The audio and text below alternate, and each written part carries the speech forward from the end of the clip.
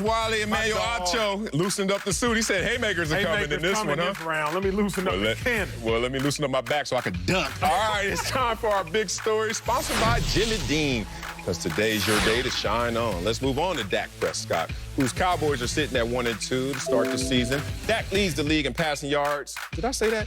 And has thrown for over 900 yards the last 2 games. But a lot of those yards are to make up for Dallas's bad defense.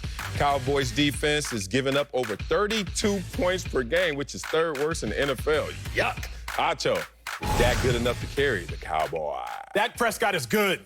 Oh, God, I know where you're going. Comma. Not enough to carry the Cowboys. Dak Prescott is good. Not enough. No one uses semicolon, huh? When do you want to use it? No, man, okay, he's not. But again, not an indictment on Dak Prescott. Dak Prescott is a very good quarterback. You have to say this, Marcellus, because I'm from Dallas. You got to get out the pleasantries. It's when you see somebody and you say, oh, my gosh, it's so good to see you. We get down to business. Dak Prescott's good. He's not good enough to carry the Cowboys. Here's why I say that. Dak Prescott, Marcellus, he's 2-8 in one-score games since the start of last season. 2-8. Only quarterbacks worse than Dak Prescott.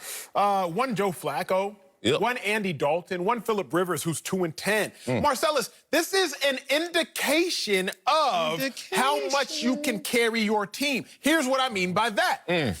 Russell Wilson, 12-2 in one-score games. Unless you all think that it is sheer coincidence, just happenstance that Russell Wilson happens to fall on the right side of one-score games and Dak Prescott happens to fall on the wrong side of one-score games, then maybe you have to look at, maybe Dak Prescott isn't good enough to carry his team. Now, it's not Dak Prescott's fault his defense is giving up 30 yards a game. I'm not saying that.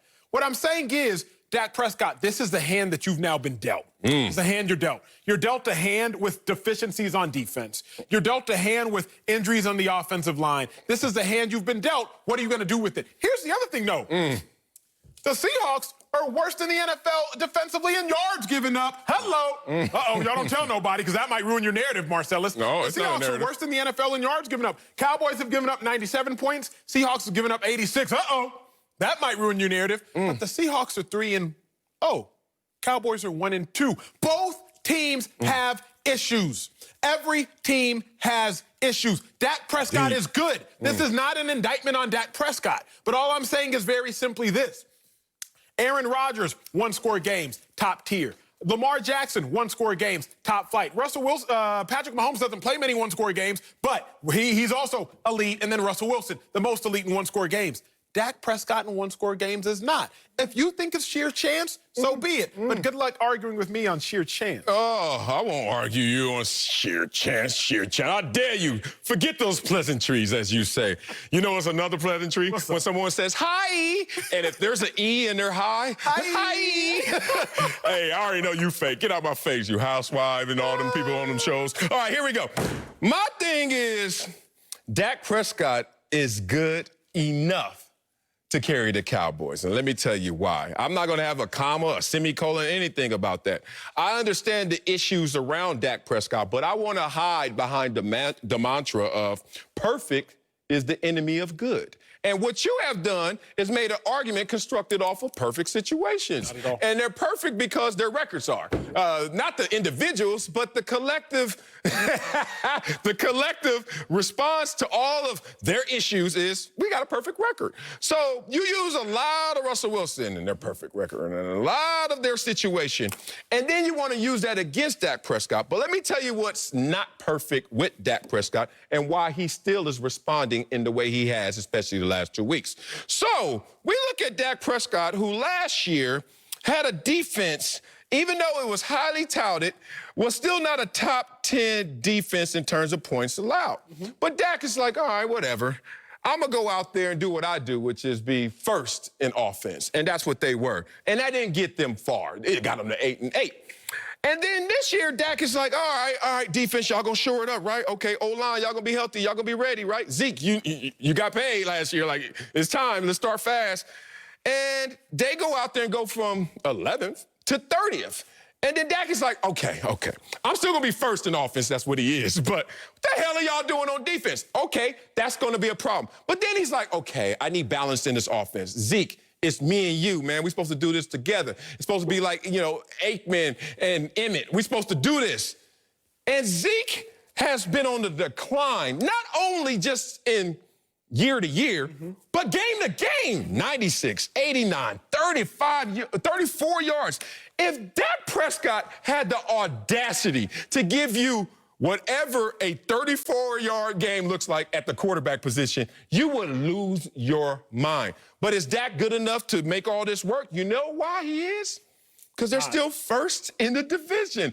Oh, my God. I look at all the stats, and I keep seeing this number one. And it's not just because they have the number one offense. It's because they're still first in this division. And all you need is a chance in the dance. And if they get themselves in the playoffs, and Zeke just plays like Zeke, and the defense just comes back, just be adequate, and the offensive line gets healthy, Dak's going to carry him all the way. Marcellus, kudos. You're still up to semantics and some antics. Kudos to you. Yes, we should have specified. Is Dak good enough to carry the Cowboys where? Thank you. Is he good enough to carry the Cowboys to 8-8 and win the division? Yes. Is he good enough to carry the Cowboys deep into It worked for the playoffs? Eli Manning. No. It worked for Eli Manning, 9-7, Super Bowl. Two-time Super Bowl MVP right now. Well, I got to do something. Please don't do that. 9-7. Here's my issue, Marcellus. Yes, sir. The Cowboys are robbing Peter to pay Paul. And the problem is, Cowboys fans are Peter and Dak is Paul. See, the Cowboys are robbing the entirety of winning for, these Dak Prescott glorified stats. I told you this earlier in the show, but for those that weren't tuning in, the top 5 passers last year didn't make the playoffs. If Dak is a top 5 passer, Cowboys fans, there's a good chance y'all will not make the playoffs. Don't rob Peter to pay Paul. Do not pay Dak Prescott's statistics and rob the Cowboys of their wins. Again, I'm not saying Dak Prescott is the reason the Cowboys are losing. That would be asinine, ridiculous, ludicrous. I'm not saying that. What I'm saying is Dak Prescott is not doing enough for the Cowboys to win. It's very simple, Marcellus. Aaron Rodgers, Patrick Mahomes, Russell Wilson, top 3 quarterbacks to me in the league right now. If Aaron Rodgers were the quarterback for the Dallas Cowboys, they would have beat the Rams. I hate when you do this. I'm sorry, but I got to do it. It's my worst if Russell Wilson, moment working with you. If you switched quarterbacks and Russell Wilson was quarterback for the Cowboys would have beat the Seahawks. 1-score games decide your fate in the NFL. Russell Wilson, Aaron Rodgers, the 2 best quarterbacks in 1-score games. It's not a coin flip. NFL fans, contrary to common belief, it's not a coin flip. 53% of games decided by 1 point or less, one score or less. It's not a coin flip. Dak Prescott is good. Not good enough to carry the Cowboys, despite of their deficiencies. So you're using that stat, once again, your regurgitation of the top 5 passers last year didn't make the playoffs, right?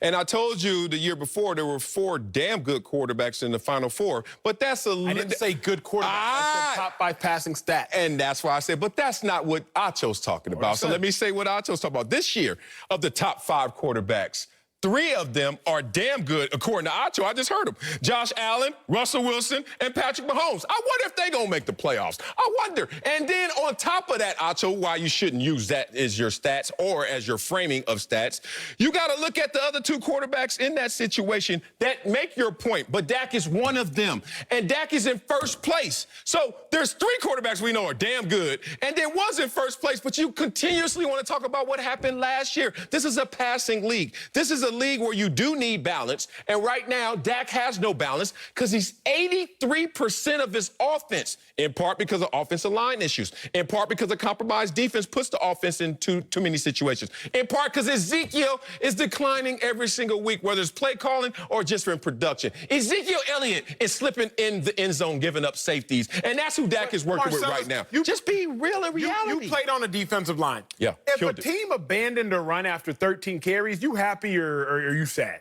As a defensive lineman. I'm actually torn. Why? If a team abandons the run, they pass happy, I know I'm going to be tired, but that's how I get my money. Go and get that quarterback. But I don't like a team pounding me. Right. I hate a team that methodically goes down the field because it just takes my soul. Run blocking versus us playing run defense, it is a war of attrition.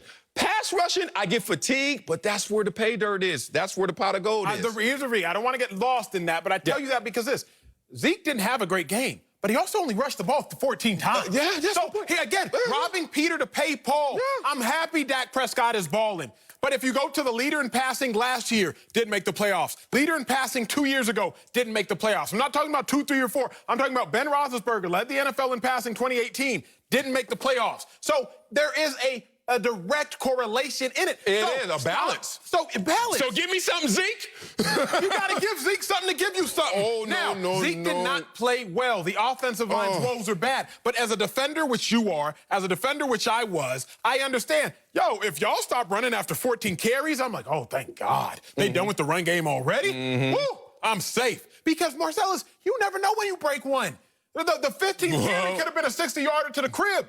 So we're sitting here condemning Zeke, but you never know when you're going to turn it around. Remember, Dak Prescott early on against the Falcons was not good. No. Finished up with 450 yards, 4 total touchdowns. The turnovers but let's were there. remember, Dak Prescott, if they would have abandoned the pass game after Dak Prescott threw the interception, I think he fumbled the ball as well. I think Dalton Schultz fumbled the ball. If you would have abandoned, Dak Prescott, you suck. We're done with you. Just hand it off to Zeke. We would have been like, man, Dak sucked this whole game. But they gave him a chance. The Cowboys are robbing themselves opportunities, and Dak is balling. Great, Dak ball. But just know, Dak, if you ball, the Cowboys might not. My only pushback is because Dak is in a contract negotiation, he's always going to be front page news. And when you talk about the Cowboys always front page news. And then he's the top line of that front page news because he's in a negotiation with Jerry Jones. It's giving cover to a lot of other guys, a lot of other issues, people who are not living up to the name on the back of their jersey. I am highlighting Ezekiel Elliott. He can say his touches. I'm saying you got enough touches to be Ezekiel Elliott. You one of the highest paid running backs in the game. It shouldn't take 20 carries, brother. 14 should be more than enough. And if they don't get a balanced attack, it's going to be tough on Dak, but Dak still